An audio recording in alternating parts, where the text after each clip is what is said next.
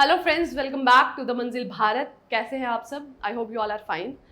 आज हम करने वाले हैं MCQs on a very important topic that is parliament. So let's start. Question number 1 is Indian parliament consist of. Bharat की संसद किस किस से बनी है? Lok Sabha, Rajya Sabha and prime minister, speaker and Lok Sabha, president and both the house of parliament. So the correct answer is option D, that is President and both the House of Parliament. President is an inalienable part of Parliament क्योंकि उनके बिना कोई भी bill कानून नहीं बनता। Question number 2, minimum how many times the Parliament has to meet in a year? एक साल में संसद को कितनी बार मिलना चाहिए minimum? So once, twice, thrice or 4 times. So in the constitution it has been mention कि एटलीस्ट 2 सेशन के बीच में 6 महीने से ज़्यादा का गैप नहीं होना चाहिए। तो एक साल में कम से कम 2 बार पार्लियामेंट को मीट करना चाहिए। Question number 3, the membership of a parliament legislative assembly may be terminated if he remains absent without informing to respective house for a term of. अगर कोई MP MLA अपने सदन से एब्सेंट रहता है कितने दिनों के लिए, तो उसे उसके पद से हटाया जा सकता है? Option A is 60 days, B is 90 days, C is 120 days and 3 is 50 days। Continuous मतलब लगातार। सो the correct answer is option A 60 days। 60 days लगातार अगर कोई MP MLA अपने सदन से एब्सेंट रहता है तो उसे उनके पद से हटा दिया जाता है। What is the maximum strength of Lok Sabha? Maximum, ध्यान रखिए यहाँ मैक्सिमम पूछा गया है, प्रेजेंट नहीं पूछा गया है। So option A is 500, B 545, C 552 and D is 550। So the correct answer is option D 550। Earlier it was 552 जब तक एंग्लो इंडियन कम्युनिटी के 2 मेंबर्स चुने जाते थे। Who is the presiding officer of the Lok Sabha? Lok Sabha के प्रिजाइडिंग ऑफिसर कौन होते हैं? Option A is prime minister, B is speaker, C is president and D is chief justice of India. So the correct answer is option B. Comment section में आप मुझे बताएंगे कि present Lok Sabha के स्पीकर कौन हैं। What is the term of a member of the Rajya Sabha, जिसको council of state भी कहा जाता है? Option A is 3 years, option B is 5 years, option C is 6 years and option D is 4 years।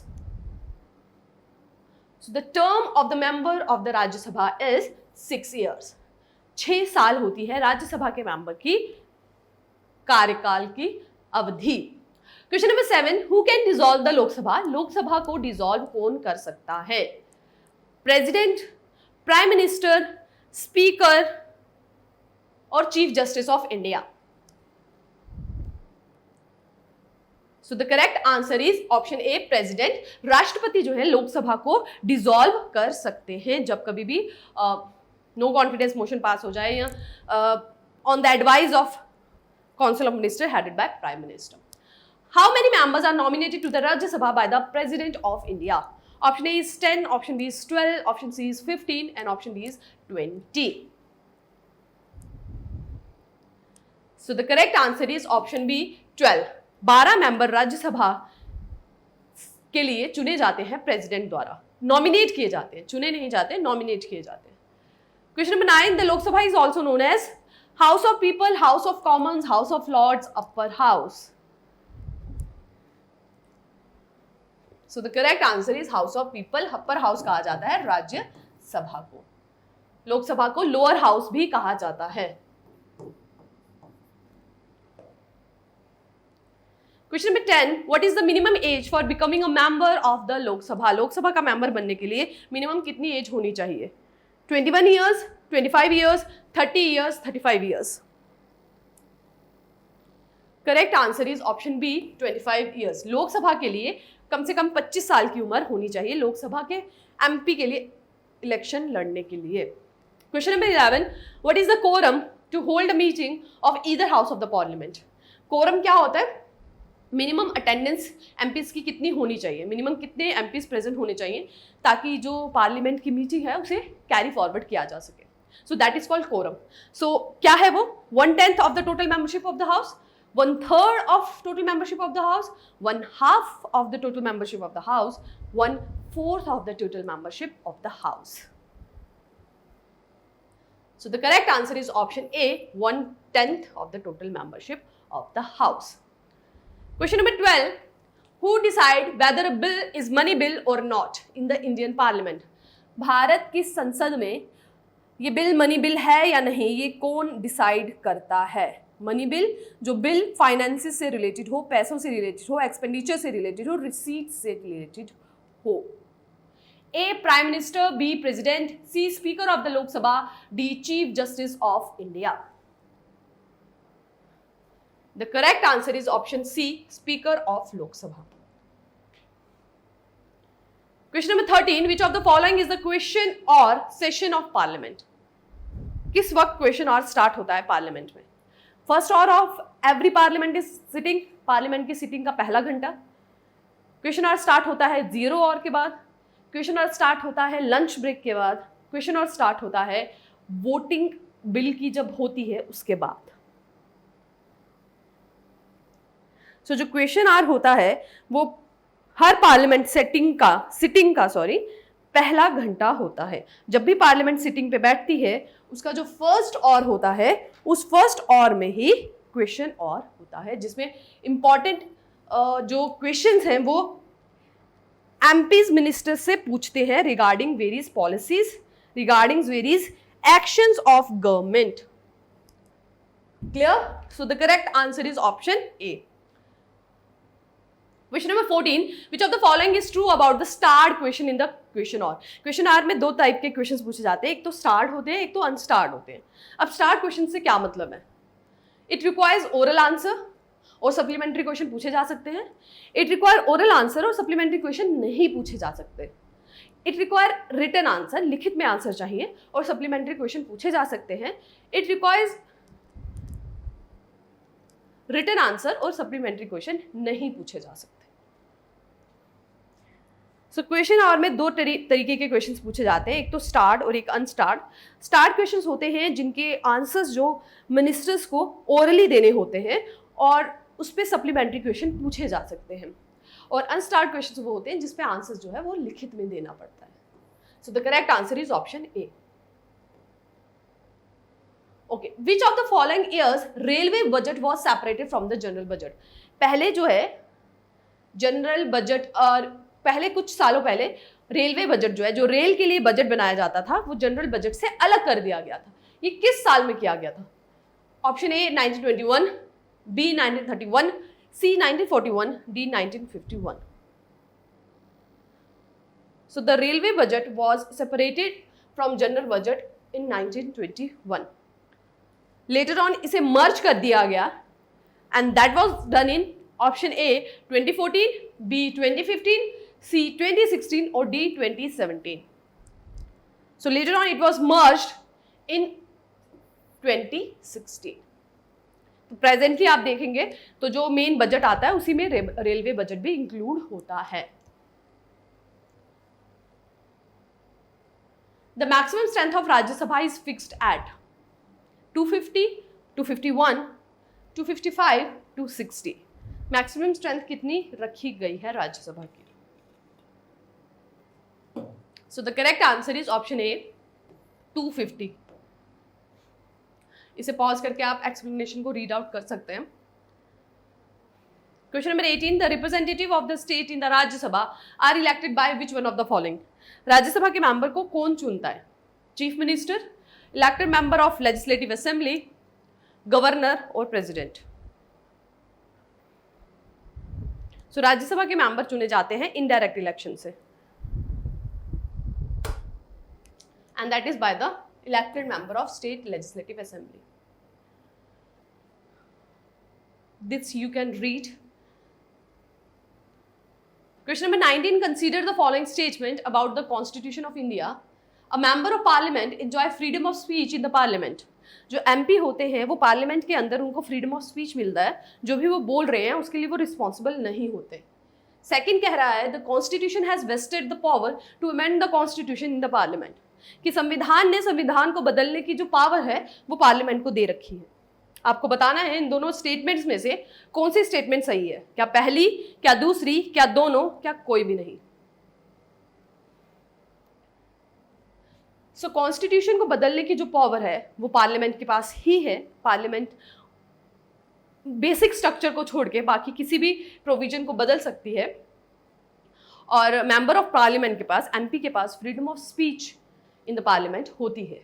सो दोनों ही आंसर सही है।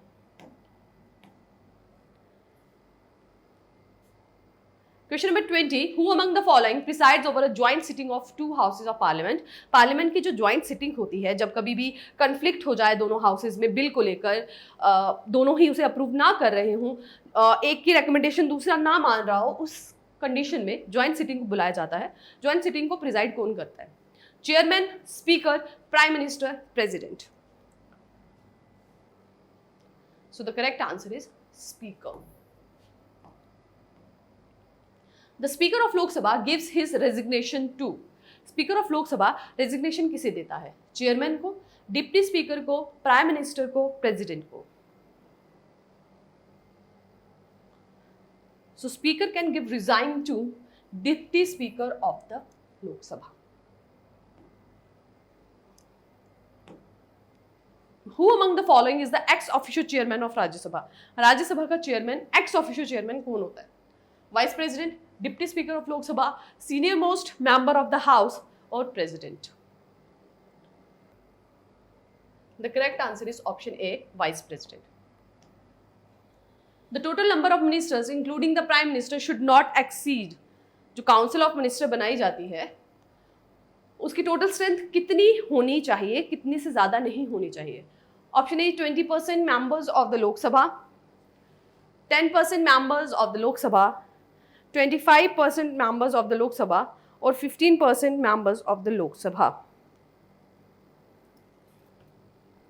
टोटल स्ट्रेंथ, ये हर जगह पे टोटल स्ट्रेंथ वर्ड होगा कि 20% of total strength, 10% of total strength, 25% of total strength और 15% of total strength.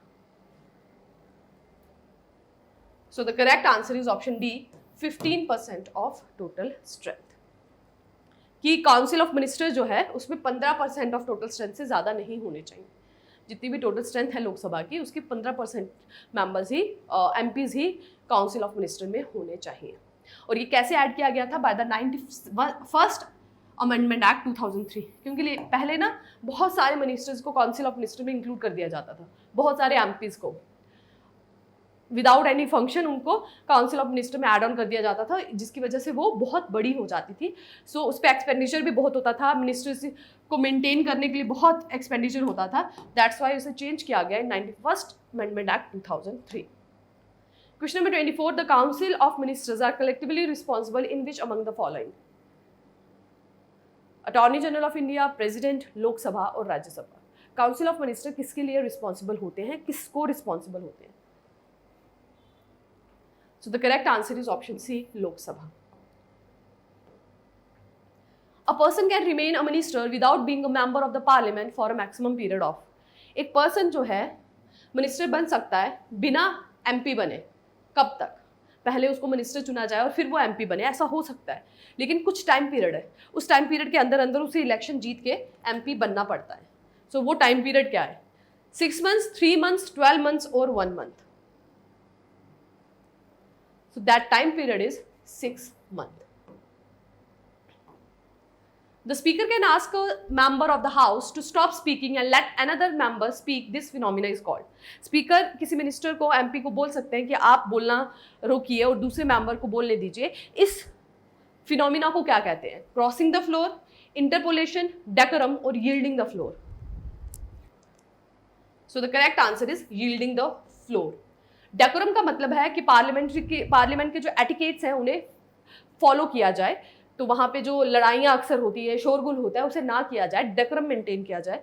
Crossing the floor का मतलब होता है पार्टी को चेंज करना, कि एक पर्सन एक पार्टी को छोड़ के दूसरी पार्टी को ज्वाइन कर रहा है। इंटरपोलेशन का मतलब होता है कि क्लैरिफिकेशन मांगना, और यील्डिंग द फ्लोर का मतलब है कि जो बोल रहा है उसे बोलने दिया जाए, दूसरा पर्सन जो है, दूसरा एमपी जो है, उनके बोलने पे इंटरफियर ना करे, पहले उन्हें अपनी बात रखने दी जाए। When can the speaker exercise his right to vote in the house? अक्सर जो स्पीकर है उसके पास वोट करने का हक तो होता है, बट वो हमेशा वोट नहीं करते, किसी एक ही कंडीशन पे वो वोट करते हैं, और वो कब वोट करते हैं? Option A, when ever he desires, जब भी उनका मन करे। Only in the event of equality of votes, जब इक्वालिटी ऑफ वोट हो और दोनों तरफ जो है इक्वल इक्वल वोट्स हो और उनका अब डिसाइड करने के लिए किस तरफ ज्यादा वोट्स हो तो जो है स्पीकर वोट करेंगे। Whenever the house desire, जब हाउस चाहे। Whenever the party direct, जब उनकी पार्टी कहे। So the correct answer is B, जब इक्वल वोट्स हो, बिल के फेवर में और ऑपोजिट में, दोनों में इक्वल इक्वल वोट्स हो और फाइनल डिसीजन लेने के लिए जो है देन स्पीकर अपना वोट देते हैं। नॉर्मली स्पीकर अपना वोट नहीं देते। There is a parliamentary system of government in India because, हमारे देश की जो गवर्नमेंट है उसको पार्लियामेंट्री फॉर्म ऑफ गवर्नमेंट कहते हैं। क्यों? क्योंकि काउंसिल ऑफ मिनिस्टर जो है वो लोकसभा के लिए रिस्पॉन्सिबल है, क्योंकि राज्यसभा डिसॉल्व नहीं हो सकती, क्योंकि लोकसभा लोगों द्वारा चुनी जाती है, या पार्लियामेंट क्योंकि संविधान को अमेंड कर सकता है। इनमें से क्या रीजन है जिसकी वजह से हमारी गवर्नमेंट को पार्लियामेंट्री फॉर्म ऑफ गवर्नमेंट कहा जाता है? सो द करेक्ट आंसर इज क्योंकि काउंसिल ऑफ मिनिस्टर जो है वो लोकसभा की तरफ रिस्पॉन्सिबल है। यही एक फीचर है जो हमारी सरकार को पार्लियामेंट्री फॉर्म ऑफ गवर्नमेंट बनाता है। The state-wise allocation of seats in Lok Sabha is based on the 1971 census. Up to which year does the remain? अभी जितनी भी सीट्स अलोकेटेड है ना कि कहाँ से कितने लोकसभा के एमपीज चुन के आएंगे, वो बेस्ड है 1971 सेंसस पे। उसके बाद भी बहुत से सेंसस हुए, लेकिन 1971 के सेंसस पे जितनी जितनी पॉपुलेशन थी उसके बेस पे ही एमपीज को डिवाइड किया गया है। तो ये कब तक वैलिड रहेगा? किस साल के बाद दोबारा एक नया सेंसस डिसाइड किया जाएगा for the allocation of seats? A 2026, B 2021, C 2031 और D 2011। So the correct answer is option A.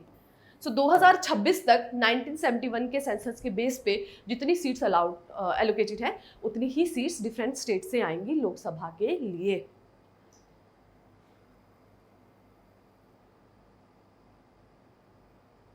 Who is the constitutional head of the government of India? Attorney General, Chief Justice, President, Prime Minister. Constitutional head जो हैं वो होते हैं President. The Speaker of Lok Sabha is elected by.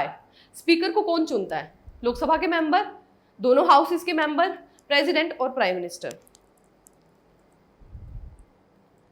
Speaker को चुनता है members of Lok Sabha, आपस में ही वो चुन लेते हैं मेंबर्स।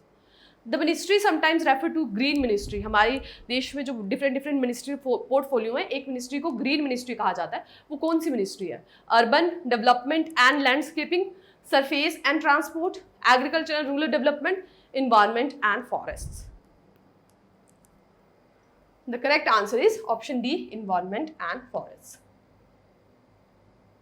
ये आप वीडियो पॉज करके इस मिनिस्ट्री की डिटेल को रीड आउट कर सकते हैं। The speaker vote in the Lok Sabha is called.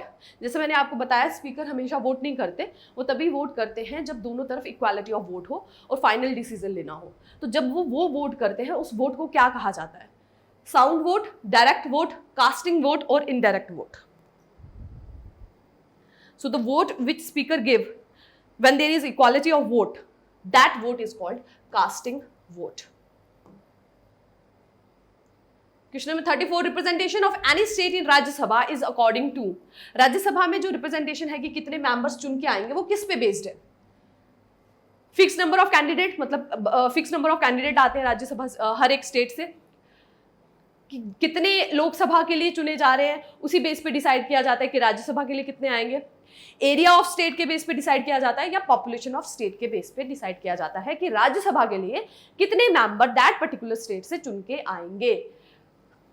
Comment box में आप मुझे बताएंगे कि हमारी जम्मू एंड कश्मीर यूटी से कितने लोकसभा के और कितने राज्यसभा के मेंबर चुन के आते हैं। सो the correct answer is option D, that is population of state.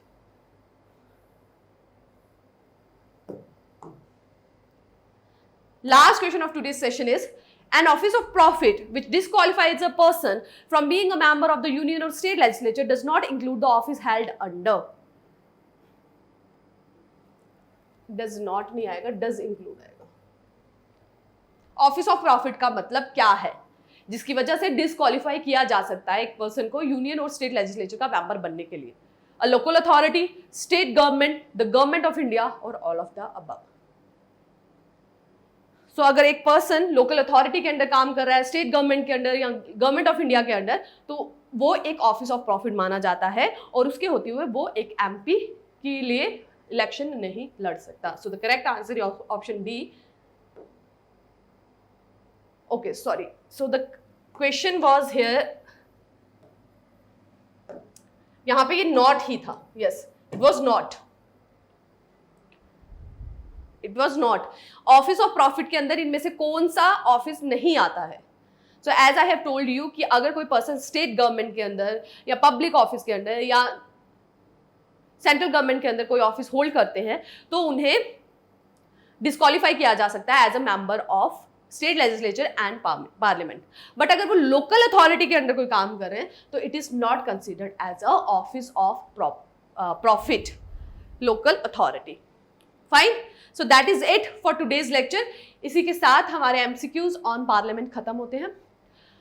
मिलेंगे नेक्स्ट वीडियो लेक्चर में नए टॉपिक के साथ।